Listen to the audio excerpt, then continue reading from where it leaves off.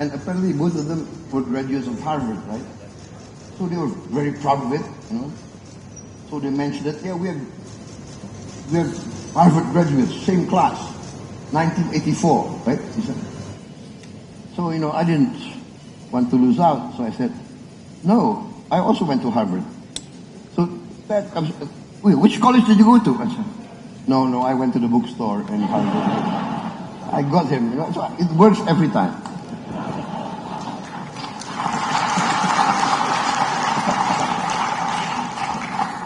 Well, you come from a very distinguished family. Your grandfather was a founder of a very notable bank, and your father was a brilliant economist who served Sukarno and Suharto, but also was not afraid to try to make a change when he thought one was needed. So growing up, your father helped shape your philosophy. So given your family background, how did they shape your economic thinking? I think you are correct, because you know my grandfather lived in the times of Indonesia being a colony of Holland, of Netherlands. My father went to school in Netherlands and graduated there in economics, and so this was the 40s, right? And then, of course, we were in the middle of this great, let us say, upheaval, fighting for our independence. So my father came back. And at that time, to be very frank, most of the leaders of Asia, Africa, the leaders, the elite, were basically socialists. Because at that time, socialism, in fact, even Marxism, communism, they were the movement that really advocated for freedom against the colonialists and the imperialists. I think that's why a lot of Asian African leaders, movements of the young, were practically left-wing socialists. Many were communists, and my father was also a socialist in his young days. In fact, he was a leader of the Socialist Party of Indonesia. But then, I think what influenced him a lot was when he was sent by our leaders to New York, to the United Nations to represent Indonesia, lobby for, and there he made friendship with a lot of American leaders who basically were business leaders, who were capitalists, but many American capitalists in those days and leaders were also anti-imperialist and anti-colonialism. They were against all this colonial and imperialist movement, and America at that time was in the forefront of actually basically forcing the European colonial powers to decolonize. So I think that's my father got, and he was helped a lot by many American business leaders. He always talked of this Matthew Fox, I think. Matthew B. Fox. Like it was at that time, I think, the founder of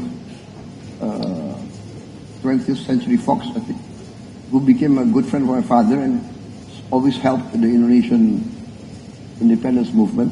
So it's very interesting. So when he came back from the U.S. In the early days of our independence, he became quite, I would say, even balanced. Of course, the thinking was always socialistic, but he understood that actually capitalism, free enterprise, really had something that's very important. And that was his thinking. In the end, of course, I was a young boy. I said, "So, Father, what is the best economic system according to you, Father?" And he said, "Actually, the best economic system for us, for Indonesia, must be a mixed economic system. It must be, we must take the best of capitalism and the best of socialism.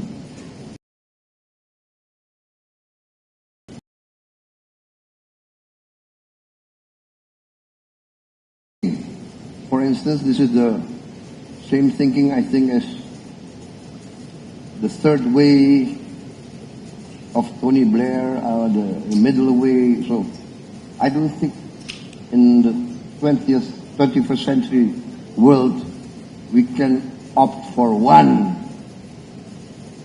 set of thinking, one set of philosophy that works for everybody. It must be, I think we need to find each country the system that works for our country. That's my opinion. Well, one of the things in terms of getting down to specifics that you've done in your first year is a program where you're spending billions of dollars to provide school lunches for children.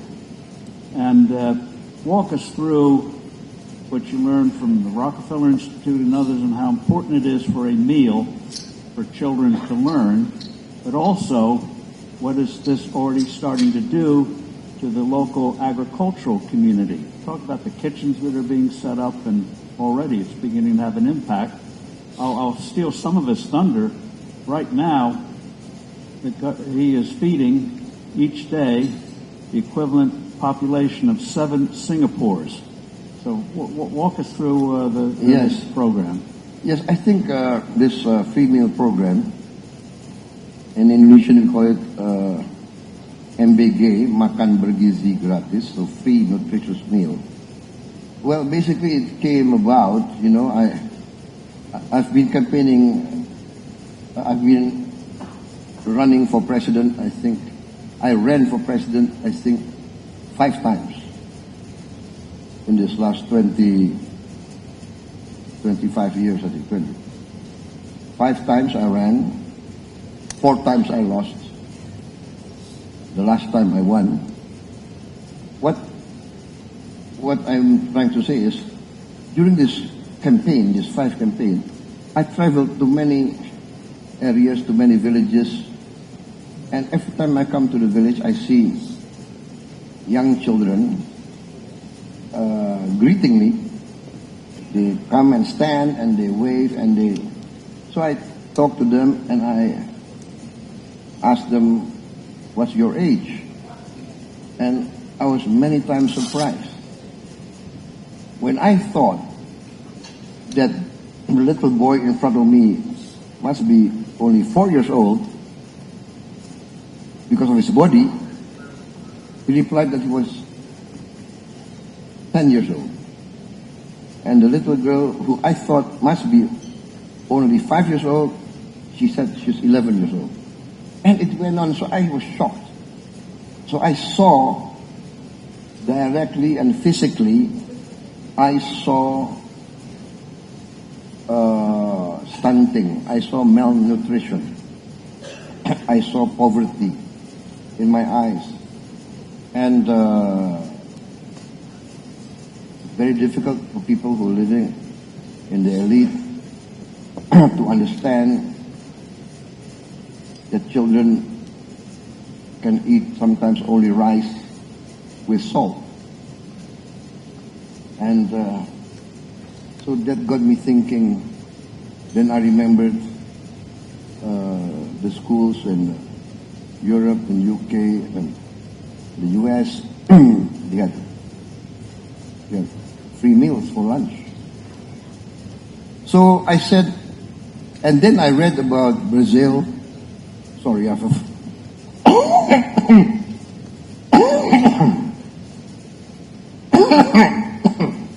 actually I have some flu, but you invited me, so.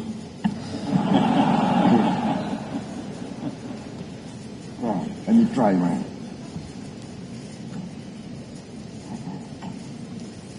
We'll blame the flu on the IMF, but that's another subject for another time.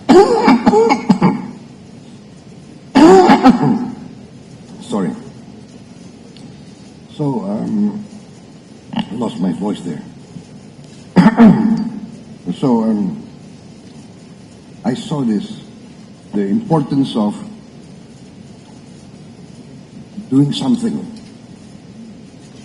And then I realized that India, their per capita income is less than Indonesia. And yet their leaders had the courage to have free meal program for their children. So I said to my team, I said, if India can do it, why cannot Indonesia? And India, I think, has done it since 2010. And they have put it into their laws that free meal is mandatory for the children.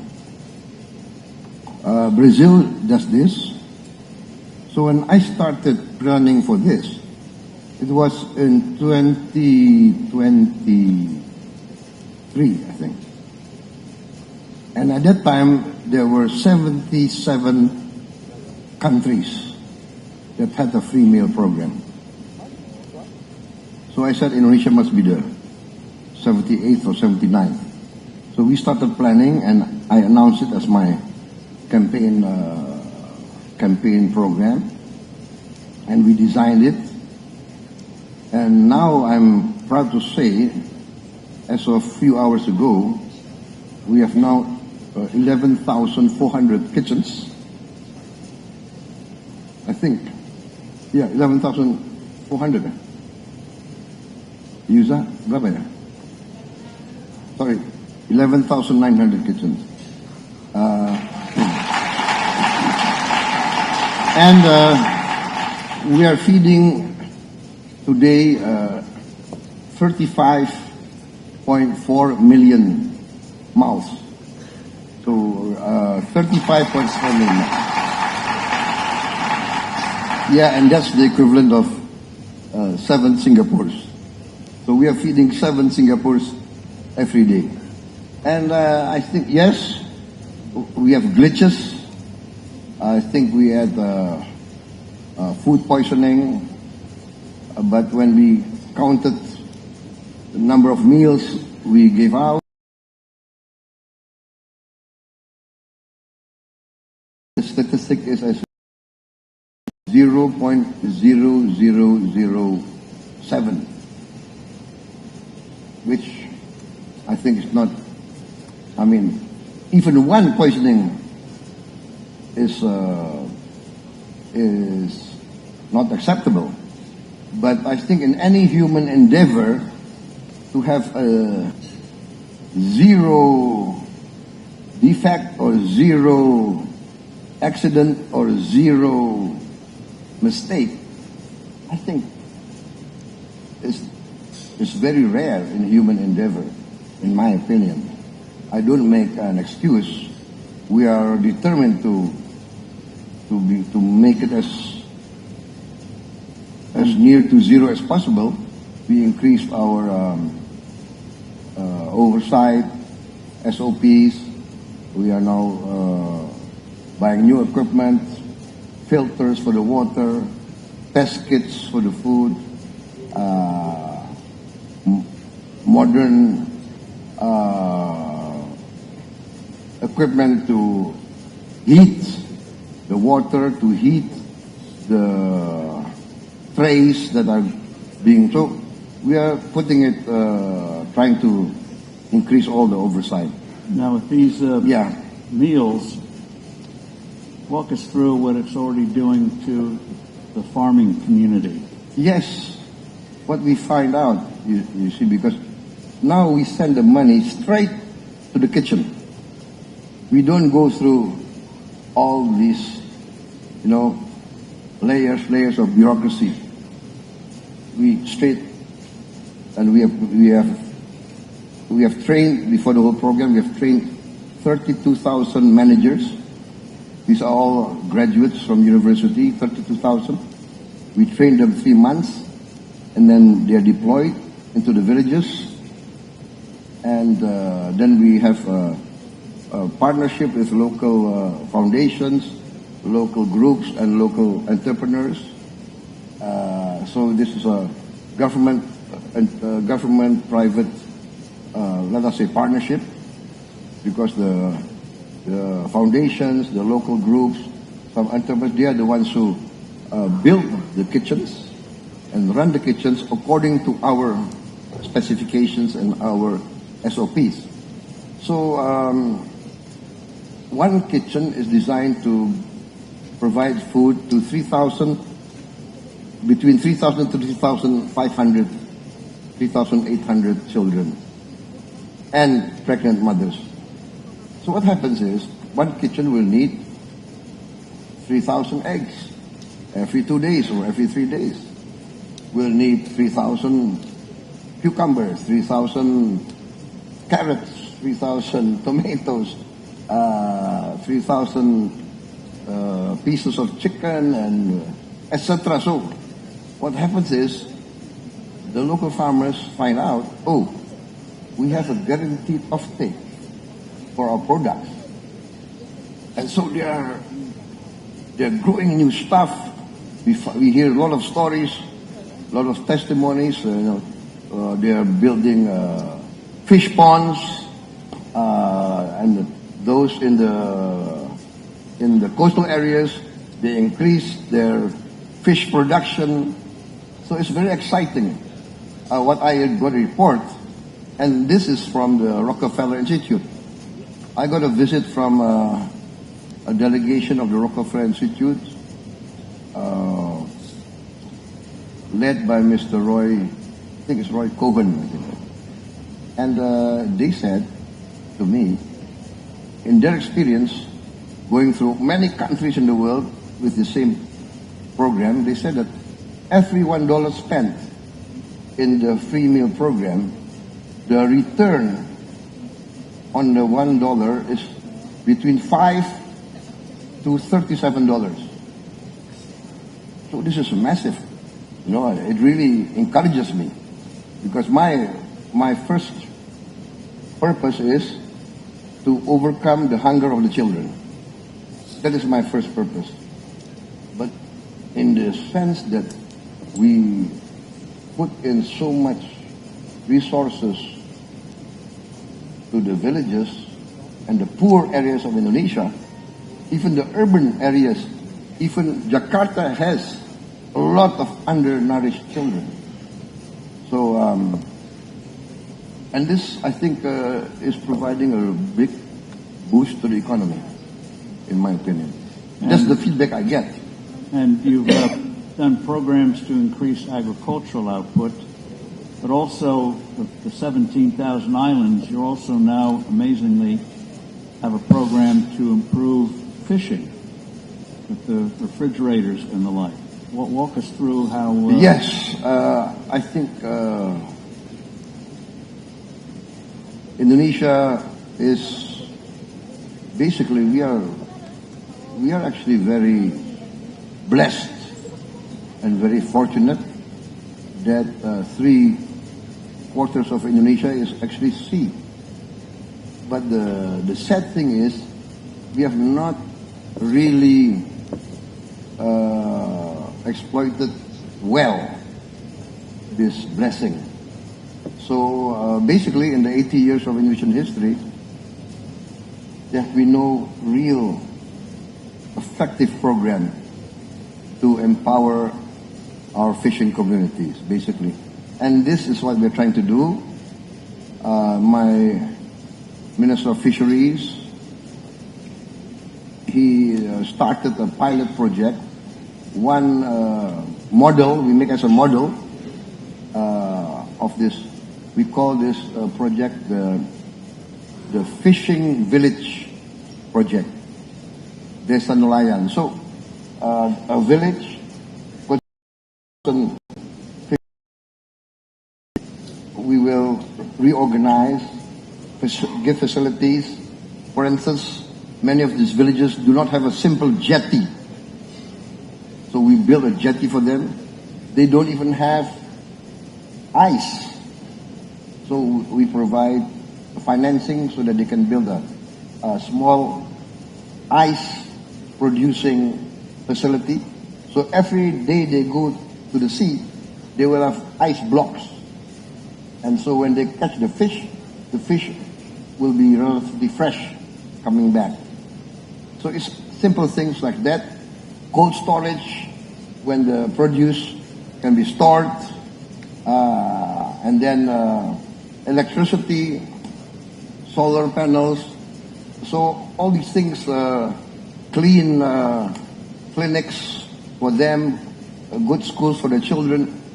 And we find out their testimony, after 1.5 years, 2 years, their earning increased up to 100%, which is amazing. You know, I am myself I'm very surprised. I thought maybe 40%, 50%, 100% increase. But for basic things like ice, and then of course facilities for auctioning the fish. So now all the people who need fish, they know, oh, in that village I can get fresh fish, and if I come early for the auction, I will get the best. So prices increase, earnings increase. So what we are planning to do is we are planning to replicate that this year, 2026. This year we already start building 65 already. 65 already. And the target will be end of 2026. We are going to build at least 1,000 of these villages all over Indonesia. 1,000. That means it will empower 2 million fishermen. 2 million fishermen with their wife and maybe 2 kids. That's 8 million Indonesians. We hope immediately, after 1 year, their earnings will increase by 100%. And this is our goal, our dream. And I'm very bullish. I'm very optimistic. So we will now get fresh increase of protein from the fishing villages. We will send it to our cooperatives, because I'm also building. We have already established 81,000 village cooperatives, and each village cooperative will have their own warehouse, cold storage, will have their own mini supermarket, their own village drugstore, village clinic, etc., etc., etc. And each cooperative will be given financing to buy 2 trucks. So all their produce will be sent to the market, and there will be no more stories of, sir, our harvest is rotting, nobody's coming, da da da da da da. Yeah, so I think this is going to be an exciting time for Indonesia. I'm excited, and because I'm seeing this dream, this concept turning into reality as we sit here today. And one of the things you've done was to wipe out old debts for a lot of small farmers and businesses that were around for years and years. Yes, exactly. Weren't going to be paid, so just wipe it out and let them have a fresh start.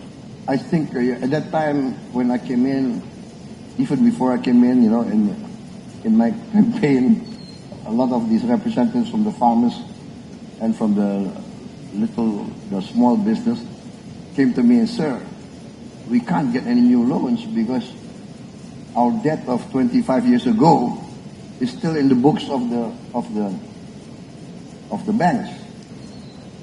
So I called some of the bankers, we discussed, and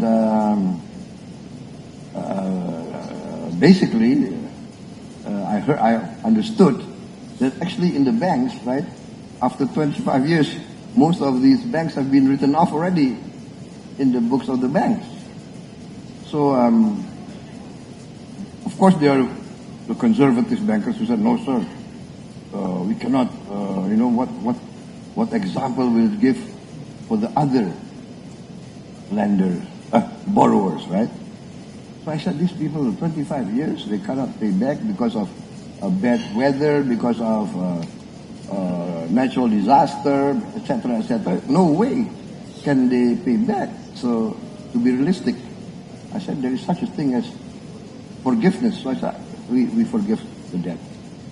Now, one of the things in what they call a macroeconomic sense you're doing is free trade agreements, and you have an agreement with the EU, European Union, to promote trade. Can you walk us through that? Yes, I think this is one of the achievements of my team, my economic team, led by Mr. Ailanga Hartarto. He's been working very hard with his team, and we succeeded in getting the agreement through the CEPA, right? Indonesian European Union Comprehensive Economic Partnership Agreement, CEPA. And I think this is a breakthrough because it came right when the American government started their tariff campaign. Can we say campaign? It's a polite way to put it. Right? So I'm an American. I have more pungent words. So you have to be diplomatic. So I think we need to. For us, it was a wake-up call, right? If I were an American, I understand the point of view of the Trump administration. I think, America cannot be, right,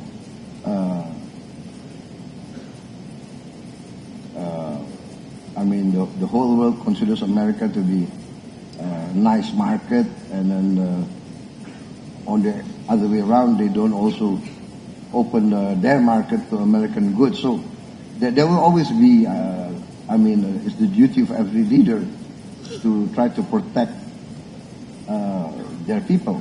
But, if you go in a tariff war, where will it stop, right? But for us, it's a wake-up call. So I said, now I tell my guys, my team, and I will talk to the business people. We must be more efficient. We must be more daring. We must be more, not always rely on an easy market. Oh, United States. I think this is opening up. But yes, and then that's why now we have a CEPA with the EU. I witnessed the signing of CEPA with Canada, and I think we are more and more trying to get these type of agreements with most markets, also with Latin America, with I think RCEP and CPTPP, etc. So we also are joining OECD. We requested to join. We've joined BRICS. So we believe that we should, be in all the markets that we can. But basically, more important is actually the Indonesian market. We are nearly 300 million people. So we must actually boost our capacity, our buying power. That's why I want to really empower the poor of Indonesia.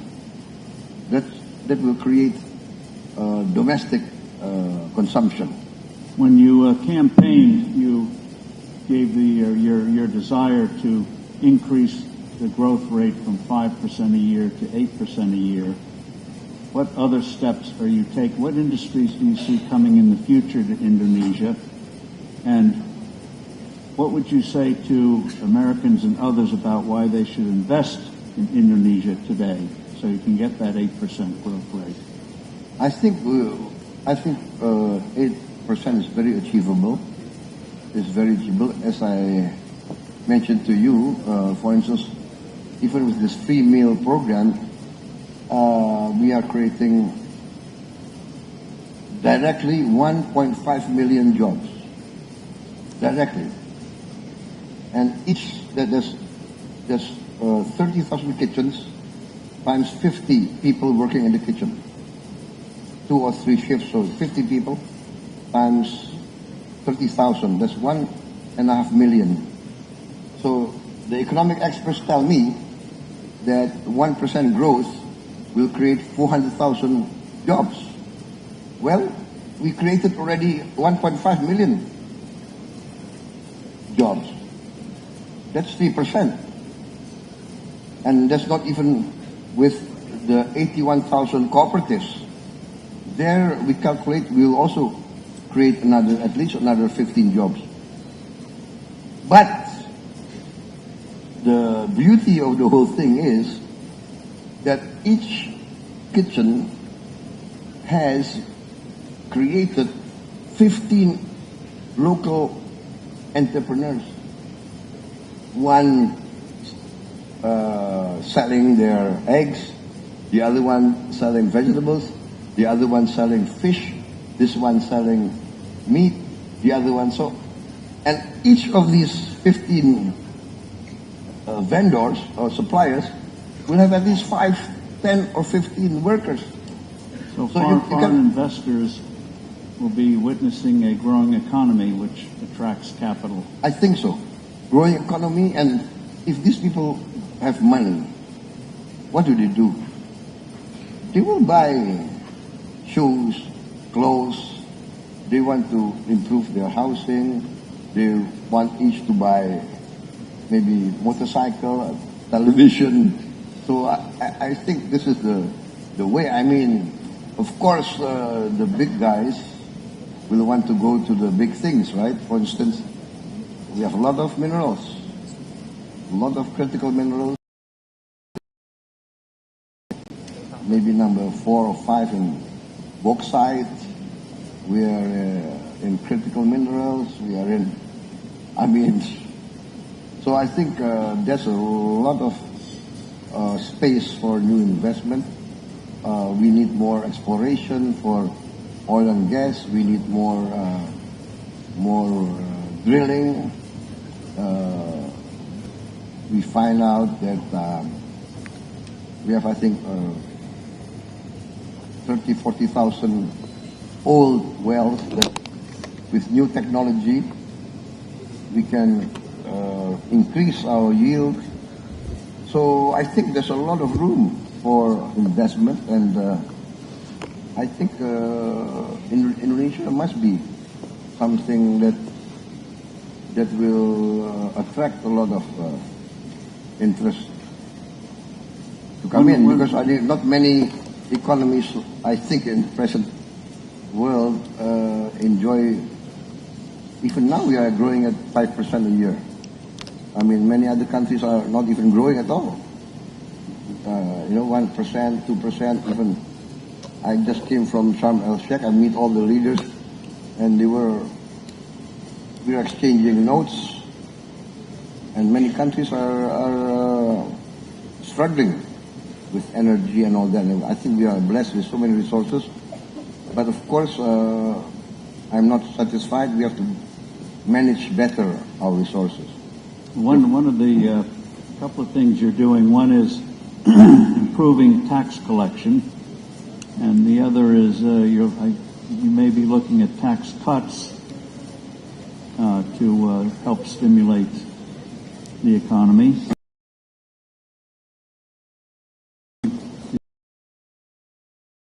Fund, Danantara, which has under assets starting off $1 trillion. And it not only includes your major banks, but it includes Pertamina, but also, amazingly, you had 1,000 state-owned businesses that now you're going to rationalize, reduce, because together they're only returning 1% on assets. So if you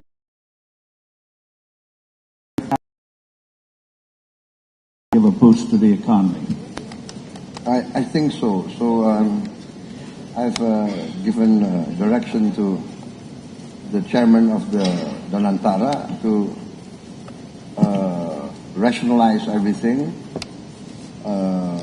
cut down from the 1,000 state-owned enterprise maybe to more rational figure, maybe 200 or 230, 240, and then run them with international standards, right? So I am convinced that that 1 or 2% return can increase, must increase. I think, and I told the Danantara management to run it on an international business standards. You can look for the best brains, best talents, and I've changed the regulations. Now, expatriates, non-Indonesians can be leading our SOEs.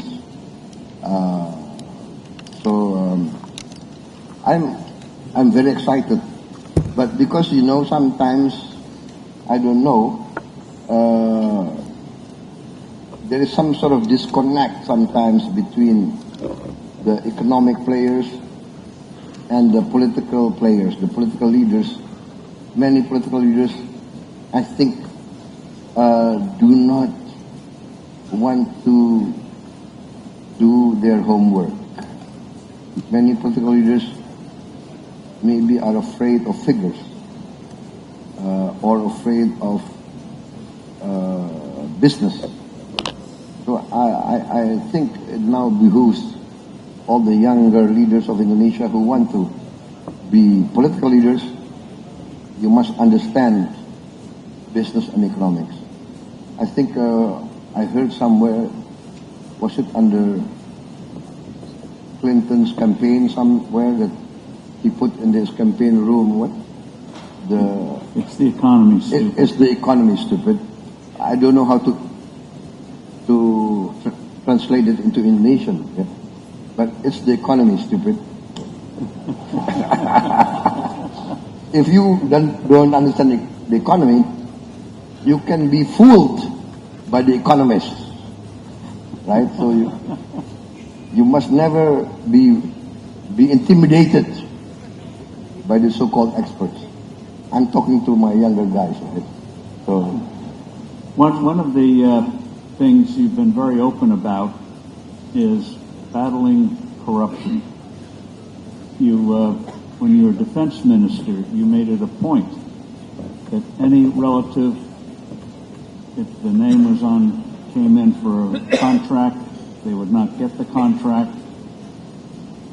Relate the story first of a company that came in that made you an offer. They thought you couldn't refuse, but you did. And then walk us through quickly the things you are doing now to combat corruption, not just prosecutions, but making sure you have the personnel properly salaried so there's no excuse for payoffs. First, relate the story about what happened to a particular defense company or a potential provider to get a contract, which is rather brazen. Yeah. I mean, corruption is very difficult. Corruption, in my opinion, is a disease. Once it reaches stadium 4, like cancer, it's very difficult. But corruption, in my reading of history, corruption will destroy countries, nations, and regimes. So, I am determined to try to cut down corruption, and then sometimes the only thing is you must give the example, right? So yes, when I became Minister of Defense, the first night I became Minister of Defense, I remember I called in all my relatives, my nephews. I don't know if my brother was in the room, but I said, listen, I'm the Minister of Defense. Yeah, you guys cannot go into a Minister of Defense for any defense contract. Right? Understand that. So that's what I try to do. But of course, after 2-3 months, you know, business people are very creative, right? Especially Indonesian business people. So they will find ways and means. And then one day I found one of my nephew coming to me, right, with a project. I said, oh, come on, you've never been in defense. You don't understand defense, okay? So no, you look for other business. So one time we had a defense project conference in the Ministry of Defense. So my head of logistics reported to me, sir, we have these 250 projects. And let me report to you, project number one, I don't know, whatever. 3 companies in the short list. Company A, Company B, Company 3. Oh, by the way, sir, I would like to report in Company C, there's one of your nephews. Write him off. Go down the list. Oh, by the way, sir, in this project, Company A is one of your other nephews. Write him off. I wrote off all my family. And so in the end, he made a comment, maybe I shouldn't have reported the names. And then they might have passed. So I had difficulty meeting my nephews for 3 or 4 months after that. But yeah, you have to give example. It's not easy, but you have to do it. And then now the problem for Indonesia, I think, is this. If we can get this done well, I think very fast we will be the surprise of the world. For instance, I came into 2 islands of Indonesia, Bangka and Belitung, and we got report there were 1,000 illegal tin mines. 1,000 on these 2 islands. And we were losing maybe 80% of our total tin production to these illegal miners and to smuggling. And I said this to stop. I made a military training program with naval ships, airplanes, helicopters, drones, and we just blocked these 2 islands. No vessel can come in and out without us knowing what's inside. And basically we stopped the smuggling. One sampan tried to go out. We found out there had tin on the sampans. Can you imagine? So, and then we confiscated several cases of tin ingots, rare earth, etc., etc. We calculated that we saved our country about a couple of $1 billion. So next year, the increase of tin production, we hope, will come back to its original position, and we should be earning maybe at least 3 or 4 times what we were earning last year. So this is just one example of what we recovered. We also, of course, I took over from the previous government, handed me over the problem of about, I was reported come to us, sir, out of the millions of hectares of palm oil, about 5,000 are in violation of the law. What? Yes. Oh, no, it's not 5,000. 5 million. 5 million hectares are in violation of the law. So I said, I am sworn in to uphold the law. So I told my Attorney General, my state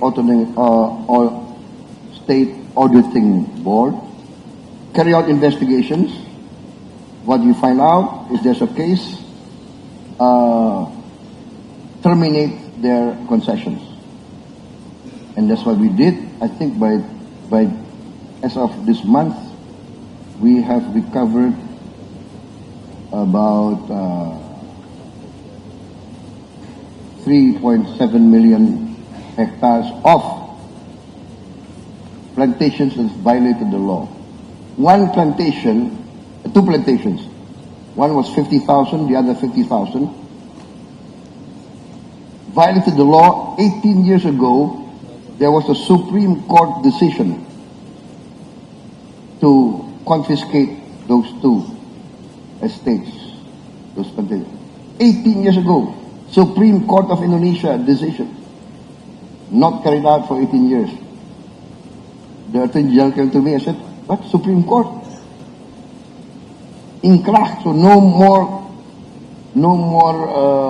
ways to appeal. So I said, carry out, execute. Sir, this and that, what? You guys afraid?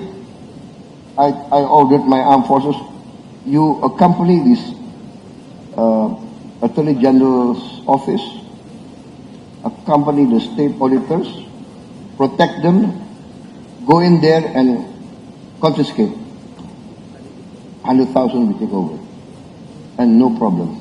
So I think this is the case is the government now must enforce the law, and I'm determined to enforce the law, and I'm determined that the Indonesian government must be respected by everybody. The law is the law, regulations are regulations. Those who violate the law will have to deal.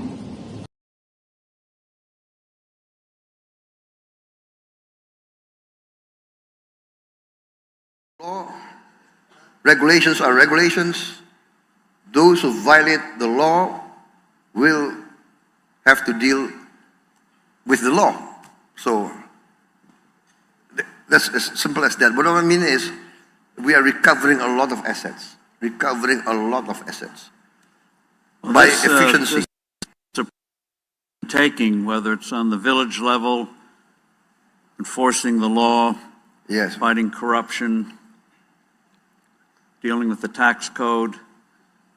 There have been a lot of protests, as you know, in your country and in other countries. People worried about the rise of the cost of living, inequality, but you seem to have embarked on a path where you're going to have a vibrant economy, but you're going to make sure, as the phrase goes, not only is no one going to be left behind, but they're going to... Invited by President Trump to witness the historic agreement. Can you share with us, before you go, observations about what you saw and what you think may be unfolding, which also underscores Indonesia's traditional foreign policy of trying to stay out of the elephants who get in fights with each other, the great powers, that you focus on growth rather than international disputes. But give us some quick observations about what you saw in Egypt. By the way, the president went to Egypt midnight on Sunday night. And what was it? A few hours later, he came back. Amazing. Give us some observations about what you saw. Yes, it was very interesting. I think there was a sense that we are at a historic opportunity. A lot must be done. There's still a long way. Anything can happen. But we all feel that this time there's hope. So in New York, during the United Nations General Assembly, President Trump called about 8 of us, 8, let us say, leading Muslim countries. Indonesia considered Muslim majority, so we were invited. And he gave us his plan. We looked at the plan, we discussed it. It gave us hope. And then some of the other Arab leaders said, sir, we can live with the plan, we like it, it gives us hope. But what about Israel? Right? And so he said, well, basically what he says is, I will convince the Israelis. And apparently he managed to do that. We have now a ceasefire. Aid is coming in. Hostages have been released. Some still, I think some dead bodies have to be recovered. So, yes, there is, I would say, still hope that we can get this through. And Indonesia is still willing to be part of that. If they need peacekeeping troops, they said we are willing to provide peacekeeping troops. And so I am optimistic. I hope that this can go through. Well, in your speech in the UN, you gave a very courageous speech about if Israel would recognize Palestine, the country should recognize Israel, even if they're Muslim. And some criticized you for that, but that exemplifies, though, the kind of firm leadership, forward leadership that the world needs. And so we've run out of time, unfortunately, but I think people are getting a sense that whether it's issues like ice for fishermen or trying to bring peace to a troubled region, Indonesia has a very strong leader, thank goodness. Thank you very much, Mr. President. Thank you for allowing me. Thank you, President Prabowo and Steve. I'd like to ask both of you to just kindly stay seated for a minute just while I give brief closing remarks. Ladies and gentlemen, what a great way to end this year's Forbes Global CEO Conference. We'd like to thank all our speakers, guests, and sponsors for their support and for making this annual gathering possible. You've been such a wonderful audience. We look forward to see you at the next conference. Ladies and gentlemen, the President will now take his leave. Thank you.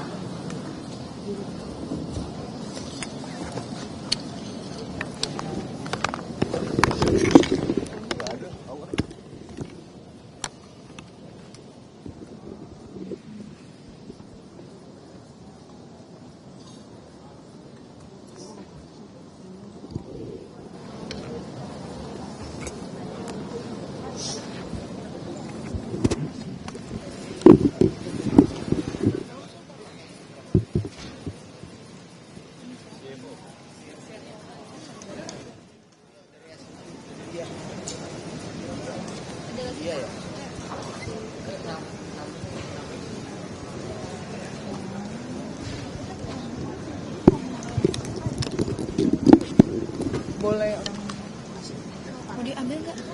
Oh, kirain nggak mau diambil. Dia apatis.